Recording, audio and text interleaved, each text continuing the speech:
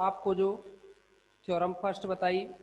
इसके बाद हम सेकंड थ्योरम के बारे में चर्चा करेंगे।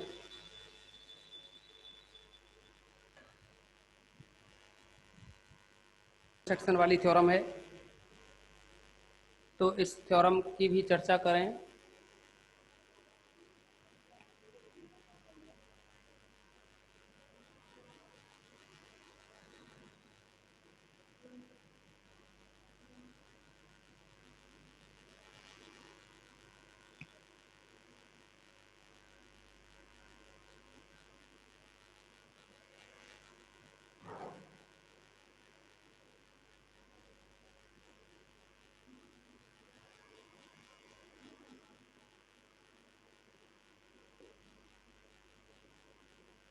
सिद्ध कीजिए कि दो उपवलयों का सर्वनिष्ठ भी एक उपवलय होता है।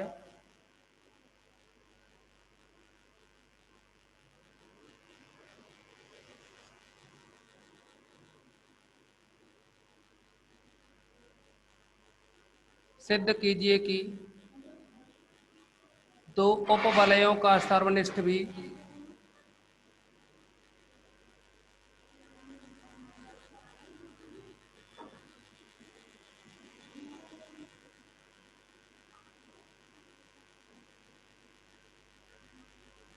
एक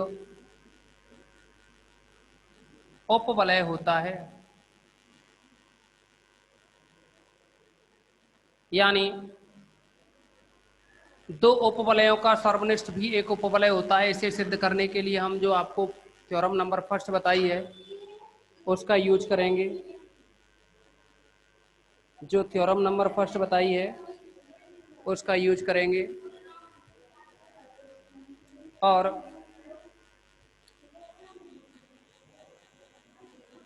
सिद्ध कीजिए कि दो उपवलयों का सर्वनिष्ठ भी एक उपवलय होता है। इसे सिद्ध करने के लिए हमने अभी अभी आपको एक प्रमेय बताई थी। उसके आधार पर A belongs to S, B belongs to S implies A plus B belongs to S हो जाए और A minus B belongs to S हो जाए। और दूसरा था इसमें A belongs to S, B belongs to S implies A dot B belongs to S हो जाए। तो इसमें हमें यह प्रूव करना है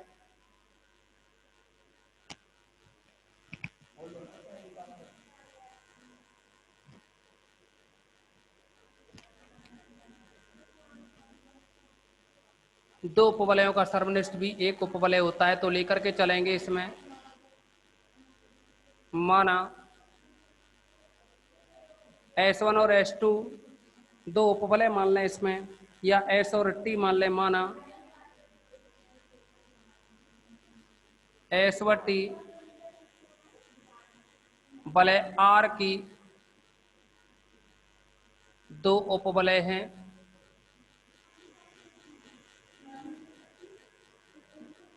तब हमें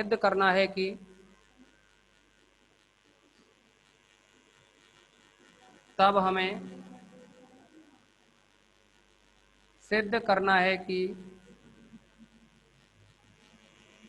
S इंटरसेक्शन T भी R की एक उपवलय है।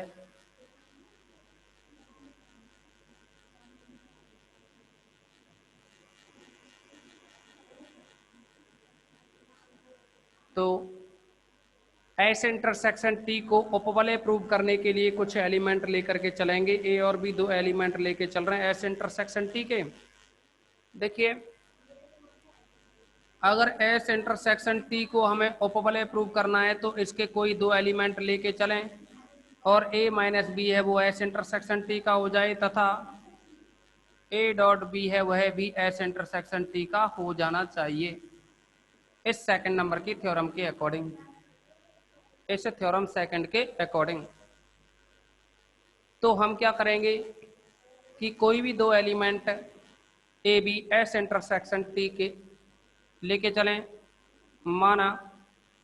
ए comma B belongs to S intersection T, यानी ए और बी एस इंटरसेक्शन टी के कोई दो एलिमेंट हैं। तो इसका मतलब हुआ अगर ए और बी एस इंटरसेक्शन टी के एलिमेंट हैं, इनमें से यदि हम ए को लेके चलें कि ए एस इंटरसेक्शन टी में है, तो इसका मतलब हुआ जब ए एलिमेंट एस इंटरसेक्शन एट ए है जो एलिमेंट वो एस इंटरसेक्शन टी में है, तो इसका मतलब हम ये कहेंगे कि एस ए है वो एस में भी होगा तथा ए है वो टी में भी होगा। ए क्या है, एस और टी इन दोनों में बनेगा। ऐसे ही दूसरी कंडीशन यदि बी है वह एस इंटरसेक्शन टी में है तथा B belongs to S intersection T, तो इसका मतलब बी है वो एस में होगा और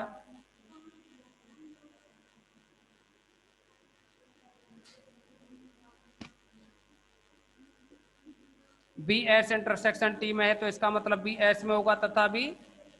टी में भी होगा। अब आप देखेंगे कि यहाँ ए एस में बी एस में, चूंकि A belongs to S comma B belongs to S तथा एस उपवलय है, तब यानी ए एस में है बी एस में है तथा एस उपवलय है, तब ए माइनस बी है वो एस में बिलोंग करेगा तथा ए डॉट बी है वो भी एस में बिलोंग करेगा इन कंडीशन से। क्योंकि ये थ्योरम आपको बता दी हमने, ये वाली थ्योरम है कि ए एस में बी एस में और एस उपवलय है तो ए माइनस बी एस में बिलोंग करेगा ना, ये थ्योरम नंबर फर्स्ट है, इसका यूज कर रहे हैं हम। दूसरा ए एस में बी एस में तो ए डॉट बी है वो भी एस में होता है, तो यही बात हमने यहाँ लिखी है। पुनः ए टी का एलिमेंट है, बी टी का एलिमेंट है, A belongs to T comma B belongs to T तथा टी उपवलय है, तब यानी टी है वो क्या है, एक उपवलय है, तब ए माइनस बी करोगे ये टी में होगा और ए डॉट बी करोगे ये भी टी में होगा। अब आप देखेंगे यहाँ कि ए माइनस बी है वो एस में है और ए माइनस बी है वो टी में है, तो इसका मतलब ए माइनस बी है वो एस और टी के इंटरसेक्शन में भी होगा, क्योंकि A minus B belongs to S तथा A minus B belongs to T, इसका मतलब हुआ ए माइनस बी है वो एस और टी के इंटरसेक्शन में होगा एवं ए डॉट बी है वो एस में है और ए डॉट बी है वो टी में है। A dot B belongs to S तथा A dot B belongs to T implies A dot B belong करेगा एस इंटरसेक्शन टी में। अब आप देखेंगे कि ए और बी, क्योंकि ए और बी जो एलिमेंट लेके चले वो एस इंटरसेक्शन टी के थे, या अभी एक काम और करते हैं, तत्समक की बात और कर लेते हैं कि तत्समक इसमें बिलोंग करेगा कि नहीं योग के लिए। तो योग के लिए तत्समक है उसका जिक्र करें हम, तो आपको पता है कि जो जीरो एलिमेंट है, क्योंकि एस और टी उपवलय हैं, एस और टी हैं वो उपवलय हैं, तो फिर यानी तत्समक का जिक्र इसलिए कर रहे हैं हम इसमें क्योंकि जिसकी हेल्प से हम ये बता दें कि एस इंटरसेक्शन टी है ये फाई नहीं है। ए और बी हैं वो एस इंटरसेक्शन टी के एलिमेंट लिए हैं, लेकिन अब ऐसा भी तो हो सकता था कि ये फाई हो जाए, तो इसको फाई ना हो ऐसा सिद्ध करने के लिए कुछ एलिमेंट्स को बता रहे हैं हम, क्योंकि जीरो बिलोंग्स टू एस तथा जीरो बिलोंग्स टू टी, या ये कहें क्योंकि एस व टी उपवलय हैं, तब योज्य तत्समक जीरो एस में होगा और योज्य तत्समक है वो टी में भी होगा। और अगर यानी जीरो है वो एस में है टी में है, तो इसका मतलब जीरो है वो है एस इंटरसेक्शन टी में होगा, यानी एस इंटरसेक्शन टी है वो not is equal to phi. और अब अगर यहाँ S intersection T not is equal to phi है, तो आपने देखा कि ए और बी एस इंटरसेक्शन टी के एलिमेंट लिए और ए माइनस बी है वो एस इंटरसेक्शन टी में आ गया तथा ए डॉट बी है वह भी एस इंटरसेक्शन टी में आ गया, तो हम कह सकते हैं कि तब एस इंटरसेक्शन टी तब एस इंटरसेक्शन टी भले आर, यहाँ ये कह सकते, तब एस इंटरसेक्शन टी एक उपवलय होगी।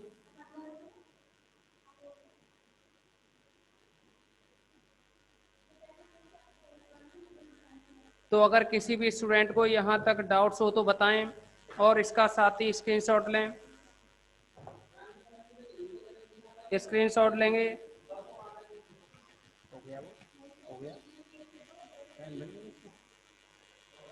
नाम नहीं मिला इसको।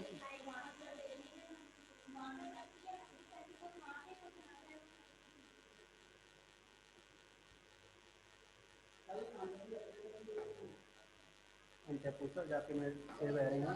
बात करो कहाँ है वो तो ध्यान और ना रहे सीजन को।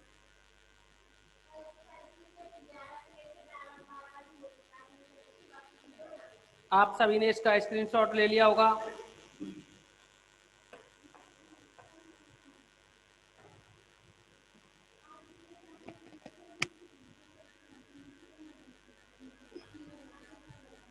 एक बार इसको रिपीट कर देते हैं आपके लिए। आपको हमने दो ही बातें बताई अभी तक इसमें, कि ये आपका चैप्टर नंबर 8 चल रहा है और इसमें उपवलय और उपक्षेत्र ये दो टॉपिक हैं, उपवलय और उपक्षेत्र। तो इन उपवलय और उपक्षेत्र के लिए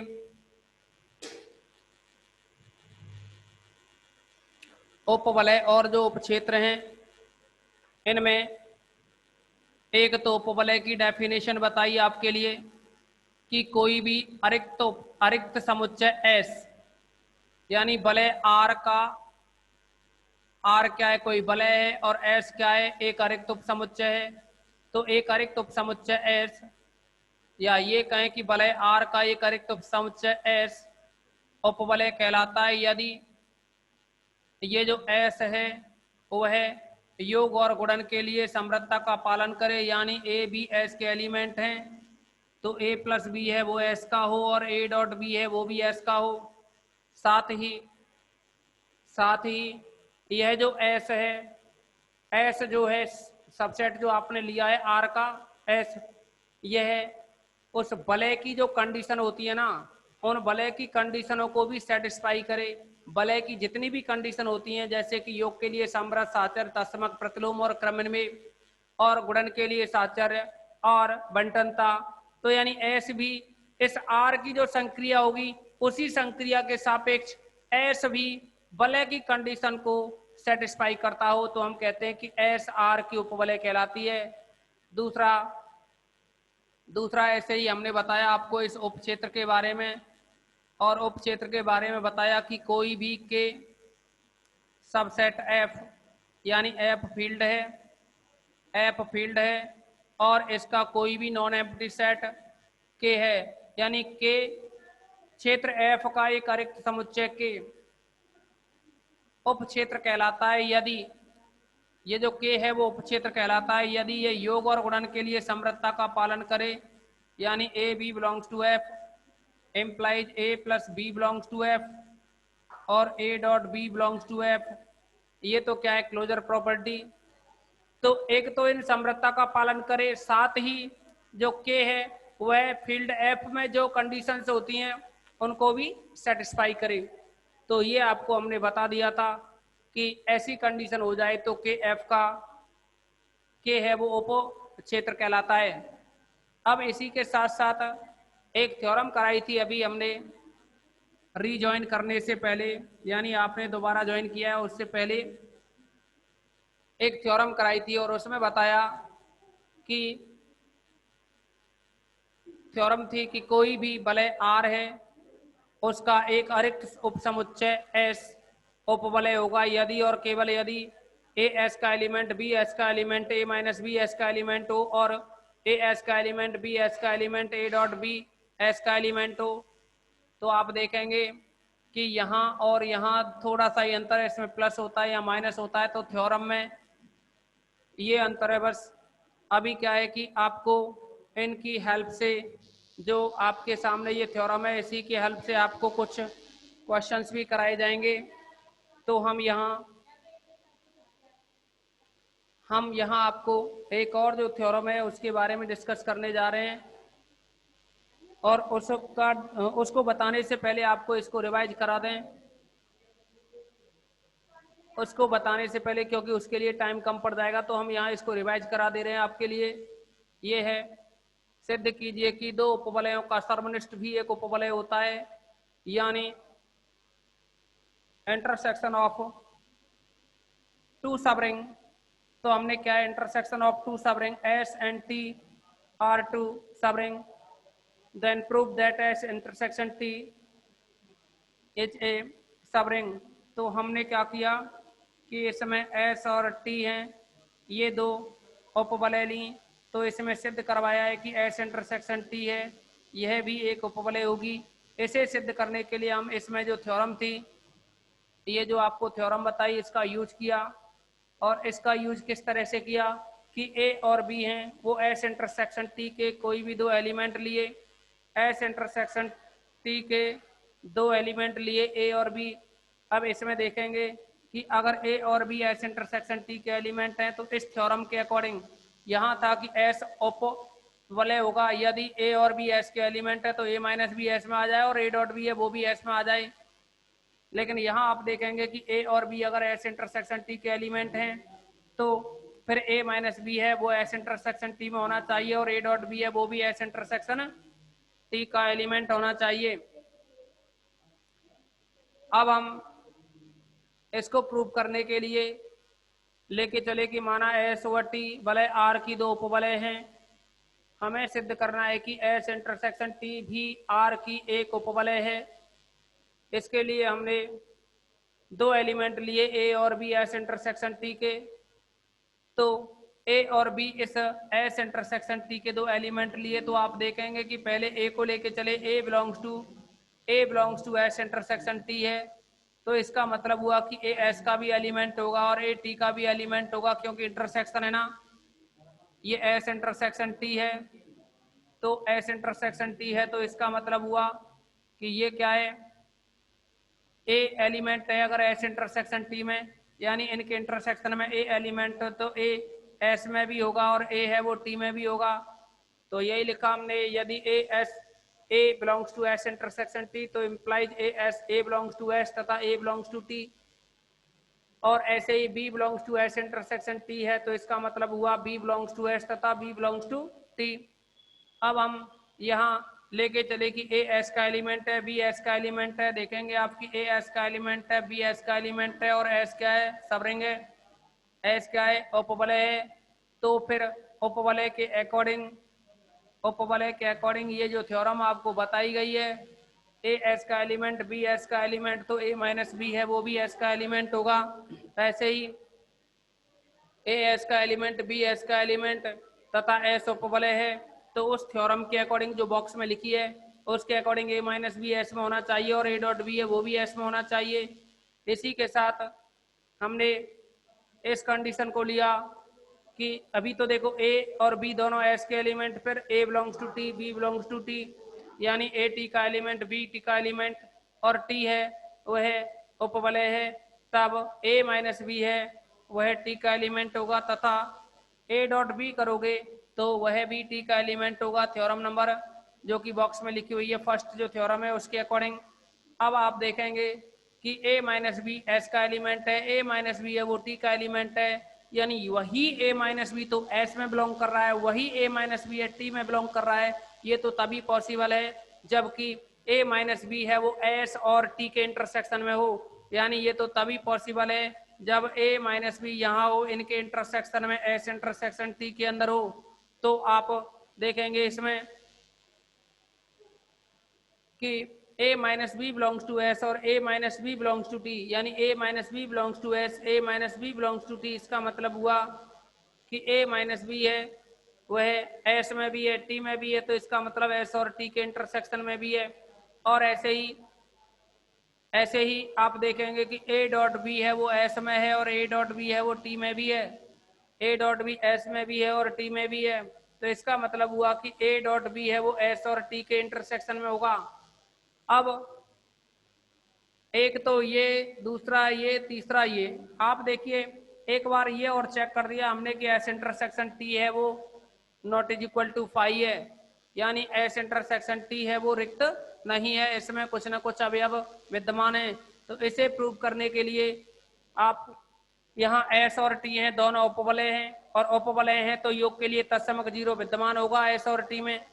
यदि जीरो एस में है, जीरो टी में है, तो इसका मतलब है कि जीरो दोनों के इंटरसेक्शन में होगा, और जब जीरो जो योज्य तत्समक है इनके इंटरसेक्शन में है, तो इसका मतलब हुआ कि एस इंटरसेक्शन टी है वो not is equal to phi होगा। इसी के साथ आप देखेंगे इसमें कि ए और बी एस इंटरसेक्शन टी के एलिमेंट लेके चले, और ए माइनस बी है वो एस इंटरसेक्शन टी में आ गया, और ए डॉट बी है वो एस इंटरसेक्शन टी में आ गया। यानी ये वाली जो कंडीशन आपके लिए बता रहे थे ये सेटिस्फाई हो गई, और अगर ये सेटिस्फाई हो गई तो हम कह सकते हैं कि एस इंटरसेक्शन टी है वो एक उपवलय होगी। तो आज की इस मीटिंग में बस इतना ही रखेंगे।